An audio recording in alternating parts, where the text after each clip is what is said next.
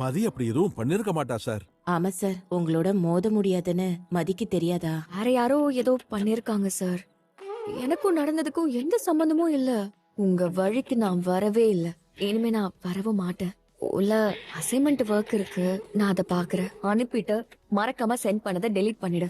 நான் தாண்டா அனுப்பிச்சேன். என்ன செய்றீங்கன்னு பாக்கலாம். நீ இன்னும் கிளம்பலையா? இதோ கிளம்பிடுறேன். இவ்ளோ நேரம் என்னடி பண்ண? அப்படி இப்படின்னு வேலை வந்துகிட்டே இருந்தது. வீட்ல ஒரு விசேஷம் நடக்கும் போதாவது கொஞ்சம் சீக்கிரமா எந்திரிச்சிருக்கலாம்ல. 4 மணிக்கே எந்திரிச்சேன். ஆனாலும் இங்க வேலை முடியல. அப்படி என்னதான் வேலை பாக்குறியோ?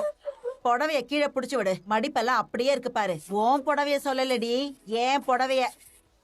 மாமா கொடுத்த லிஸ்ட்ல இருந்த எல்லாத்தையும் எடுத்து வச்சிட்டியா? வச்சுட்டேன். அங்க போய் அத மறந்துட்டேன் இத மறந்துட்டேன்னு சொல்லக்கூடாது. அதெல்லாம் இல்ல, நான் எல்லாத்தையும் லிஸ்ட் போட்டு செக் பண்ணி வச்சுட்டேன். ஆமா, பாக்யராஜ் எங்க? அண்ணன் மாப்பிள்ளைய ரெடி பண்ணிட்டு இருக்கு. நீ கொஞ்சம் கோவத்தை குறைக்கணும் சுரேஷ். அட்வைஸ் ஆரம்பிக்காதன. நல்ல நேரம் முடியறதுக்குள்ள டாங்குன்னு கிளம்பிடணும்.